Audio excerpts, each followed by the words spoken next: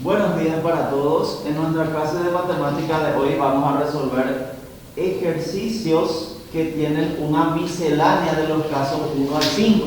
Hasta ahora nosotros ya hemos aprendido 5 casos de factorización. Reitero, los ejercicios que vamos a tener ahora tienen una mezcla de esos 5 casos. Entonces, lo primero que debemos hacer para resolver estos ejercicios es identificar a qué caso corresponde y luego seguir el procedimiento para factorizar el polinomio. ¿Cuáles son los casos que ya aprendimos hasta ahora? El primero se llama factor común. Factor común. El segundo, Factor común. Factor común polinomio. El tercero, Factor común por agrupación de términos. factor común por agrupación de términos. El cuarto, Diferencia de cuadrados. diferencia de cuadrados. Y el quinto, Trinomio cuadrado perfecto. trinomio cuadrado perfecto. Muy bien. Entonces, veamos, el primer polinomio, ¿cuántos términos tiene? Dos términos. Si hay dos términos, atiendan bien, si el polinomio tiene dos términos, hasta ahora, con los casos que hemos aprendido, hay dos posibilidades de casos para factorizar el polinomio.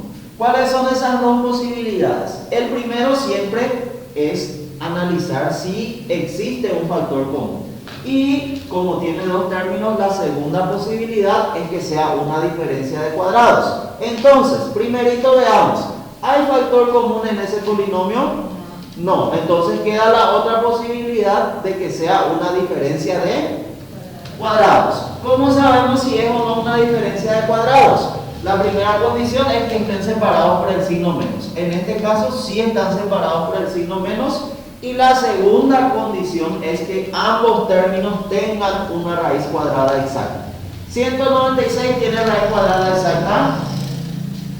Sí, Es 14, ¿verdad? M a la cuarta, raíz cuadrada de M a la cuarta, M al cuadrado. Raíz cuadrada de 25, 5. De N a la octava, N a la cuarta. Ambos tienen raíz cuadrada exacta, por lo tanto sí es una diferencia de cuadrados. ¿Cómo se factoriza la diferencia de cuadrados? Que hicimos el primer paso, hallar la raíz cuadrada de ambos términos. Segundo paso, se abren y cierran dos paréntesis. ¿Qué escribimos en cada paréntesis? Las raíces halladas, ¿verdad? Primerito 14m al cuadrado. Recordemos que en el primer paréntesis deben ir separadas por el signo positivo. 14m al cuadrado más 5n a la cuarta. Y en el segundo paréntesis, ¿cómo vamos a escribir? Menos 5n a la cuarta. Reitero entonces, cuando el polinomio tiene dos términos, hay dos posibilidades hasta ahora. La primera posibilidad es que sea factor común. Y la segunda, que sea una diferencia de cuadrados. Segundo ejemplo, ¿cuántos términos tiene el polinomio? Tiene 3 términos. Si el polinomio tiene 3 términos, hay dos posibilidades también hasta ahora con los casos que conocemos. La primera posibilidad siempre va a ser de que exista un factor común. ¿Hay factor común en este polinomio? A simple vista ya podemos ver que es la A y la X. Ahora veamos entre los coeficientes 16, 64 y 8. ¿Cuál puede ser factor común entre esos números?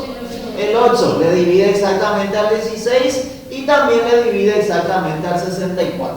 Por lo tanto, procedemos a factorizar este polinomio extrayendo el factor común. El primer paso es escribir el factor común. Entre los números, ya dijimos que es el 8. Entre las variables, entre la variable a, ¿cuál elegimos? ¿A al cubo, a o a la cuarta?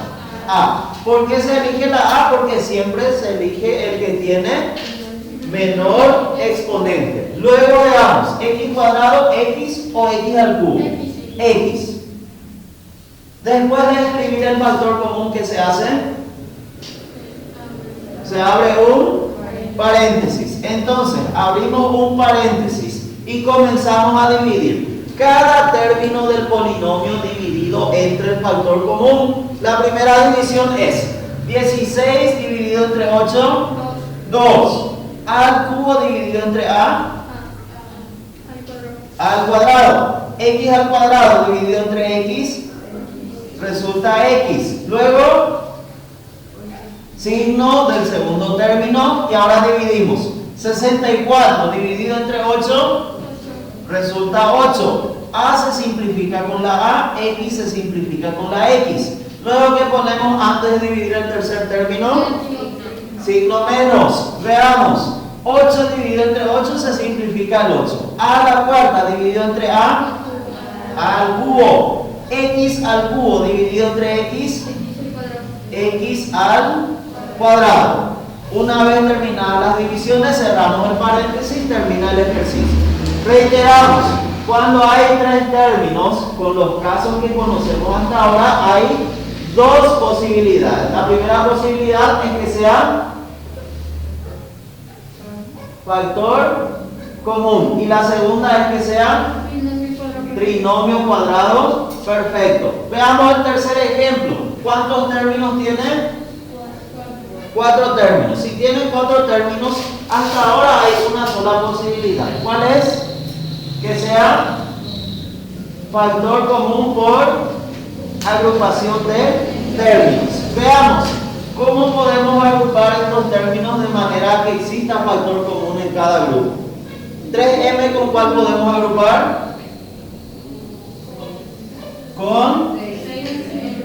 Entonces escribimos 3m menos 6m al cuadrado. Luego, para el segundo grupo nos queda el primer término positivo, el segundo término negativo. ¿Es necesario cambiar el signo para que coincida con el primer grupo? No es necesario. Cuando no es necesario cambiar, ¿qué ponemos delante del paréntesis? Signo positivo. Y formamos el segundo grupo. 7a menos 14a m. Ahora, hallamos el factor común en cada grupo formado. En el primer grupo, ¿cuál es el factor común? M, y entre los números 3. Entonces escribimos 3m como factor común, abrimos un paréntesis y dividimos. 3m dividido entre 3m resulta 1 menos 6 dividido entre 3, 6 dividido entre 3, 2. M cuadrado dividido entre m, más, y ahora buscamos factor común del segundo grupo. 7 entre los números y entre las variables, la a. 7a. Abrimos paréntesis, dividimos. 7a dividido entre 7a resulta 1. Menos 14 dividido entre 7, 2. La a se simplifica con la a y queda la m. ¿Son iguales los paréntesis? Sí, son iguales. Por lo tanto, tomamos como nuevo factor común lo que está entre paréntesis. 1 menos 2m. Y en el otro paréntesis, ¿qué tiene que ir? 3m positivo 7a. 3m más 7a. En el primer paréntesis se pone lo que ya está entre paréntesis. Y en el segundo lo que estaban afuera. 3m más 7a. Cuarto ejemplo. ¿Cuántos términos tiene el polinomio? 3 términos. Ya dijimos, si el polinomio tiene 3 términos, hay dos posibilidades. ¿Cuáles son? Factor común y trinomio cuadrado. Perfecto, ¿verdad? Voy a corregir, este tiene que ser x al cuadrado. ¿Hay factor común en esos 3 términos?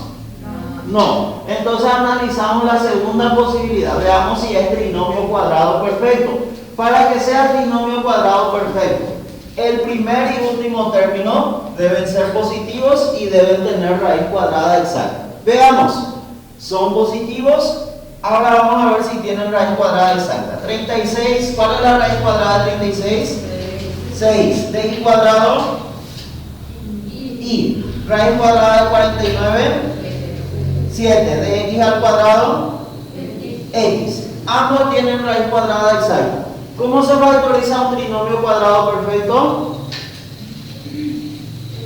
Se abre y cierra un paréntesis que debe estar elevado al cuadrado. Dentro de ese paréntesis escribimos las raíces halladas separadas por el signo del segundo término. ¿Cómo voy a escribir?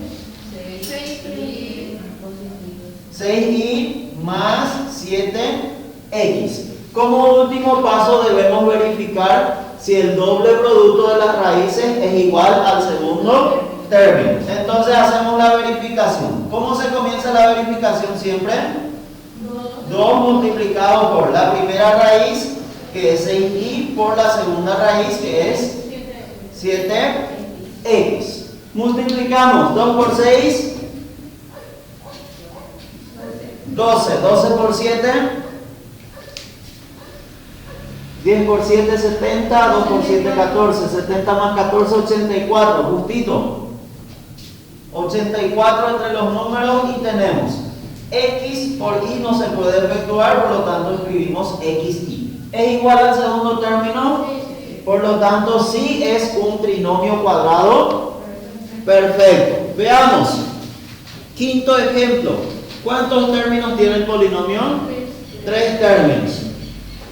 ¿Qué se puede notar en esos 3 términos? Que se repite el paréntesis. ¿Cuál de los casos tenía un paréntesis que se repite? El caso número 2 se llama factor común polinomio. ¿Cuál es en este caso el factor común polinomio?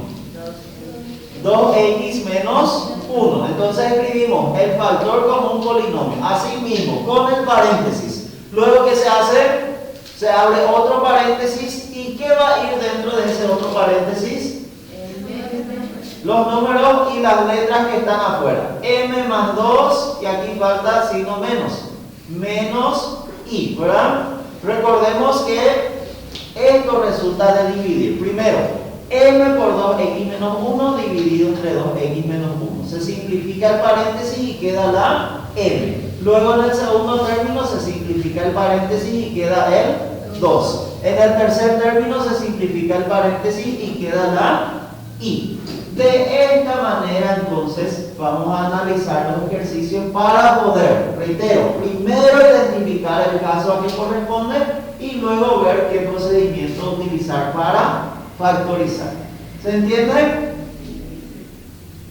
¿Se entiende? Sí. Excelente.